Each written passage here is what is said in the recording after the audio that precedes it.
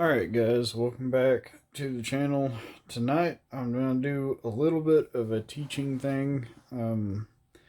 This is going to have to do with wind deflection and uh, correction based on angle of wind to your direction of fire. Okay. So, first thing we're going to start out with is a clock face. Hopefully, I don't do too terrible at this. I'm not the best at drawing things. But anyways, you're going to have your 12, your 3 o'clock, your 6 o'clock, and 9, and then 1, 2, 4, 5, 7, 8, 10, 11. Alright. So your 12 o'clock is going to be 0% value. Your 3 o'clock is going to be 100% value. And so on. Your 2 o'clock is going to be 86.6%. 1 o'clock is going to be 50%. 1:30 is going to be 25.9%. I'm going based on memory here. 1:30 is going to be, or 12:30 is 25.9, 1:30 is 70.1%. 2:30 is 96.6%. And basically that's all you need to know. Like if you go to 3:30 it's 96.6, 4 o'clock will be 86.6, and it just kind of goes back to zero, the same amount. But if you have these values, and try to zoom in maybe a little bit, it might help. Okay, so when you've got your ballistic drop chart, your quick reference chart or hasty ballistic drop chart, for whatever rifle caliber, bullet BC you're running, velocity you're running, you've got that chart set up for your specific thing that you've got going on. In your windage area, the way I do mine, I've got 3 columns at 0 degrees, 50 degrees Fahrenheit, and 100 degrees Fahrenheit. So we're just going to say, for demonstration's sake, and this is based off of memory and function personally for me, is that on a 50 degree day at 10 mile per hour wind, these are my standard functions here.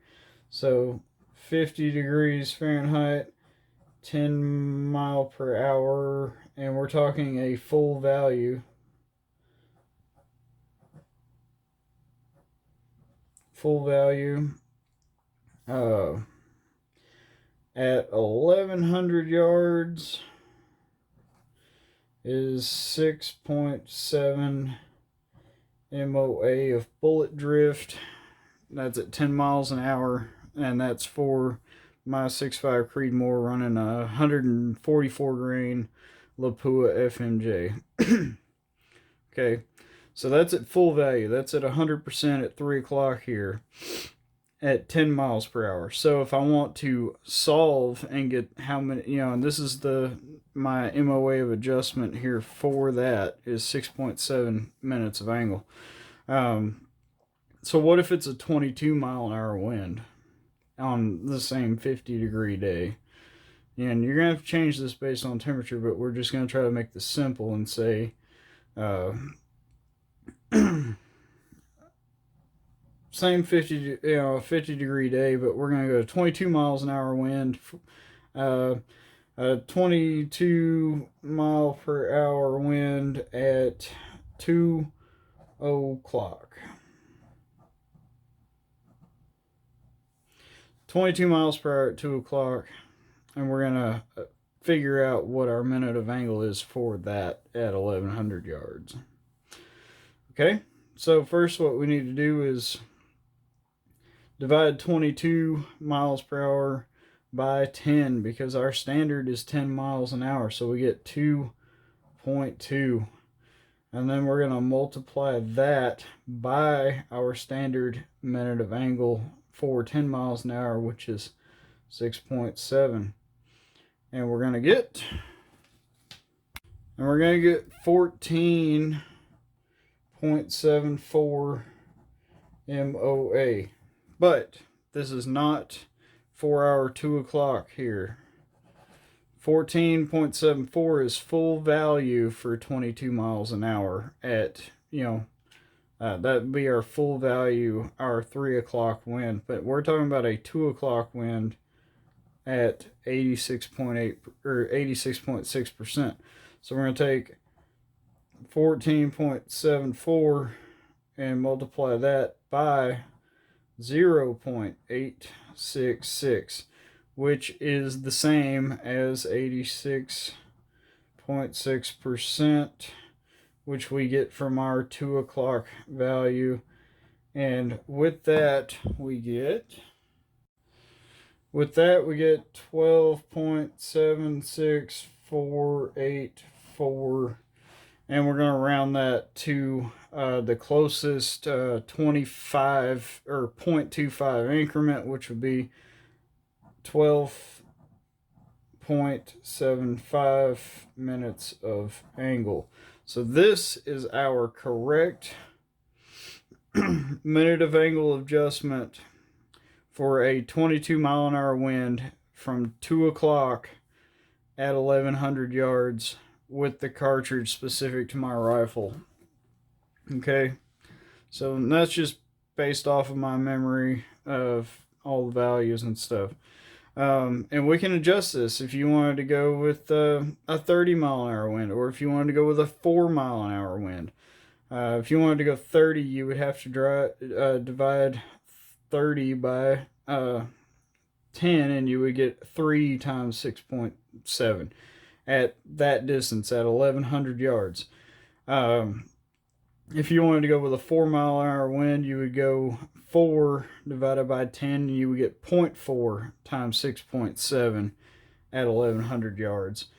And then you would have to multiply that by our 86.6% of full value, and to get our 2 o'clock wind. Now, if we were going for a 1 o'clock wind, we'd have to do it by 50%, or a 130 wind at 70.1%, or a 230 wind at 96.6%. And that's, so that's important. But, it's not a hard calculation to do, and this is just purely for your windage for a certain range at a certain wind speed. And this is the reason why I do my wind charts set on a value of 10, because it's easy to convert. If you are set it for a standard to 10 miles an hour, it's easy to convert it to any other value, because it's all in unit. Your conversion's in a unit of 10. You just divide whatever your actual windage is that day by 10, and then multiply it by the value that you show at 10.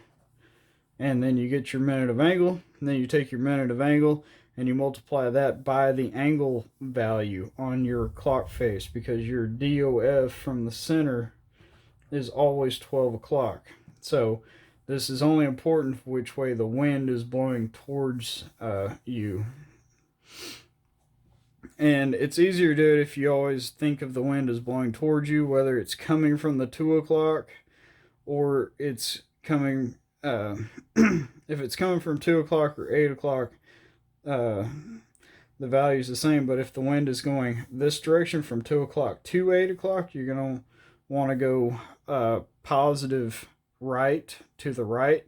And if it's coming from 8 o'clock to the 2 o'clock, you're going to want to go left on your adjustment. That's the only difference, is when you have a wind coming from the right side, which is anywhere between 12 and 6 on the side, like 12, 1, 2, 3, 4, 5, 6, or if you've got it between 6 and 12, which is 6, 7, 8, 9, 10, 11, 12, and coming from this side. So this side's right and this side's left.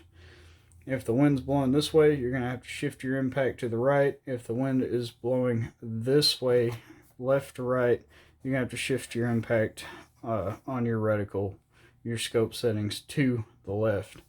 So I just wanted to leave that with you guys, and hopefully it makes sense, and hopefully it helps some of you guys out in the future. So this is calculating your wind deflection based on wind angle and wind speed, and it's a really important. The reason why I set my standards at 10 miles per hour is because it makes the calculation a lot easier, a lot more simple.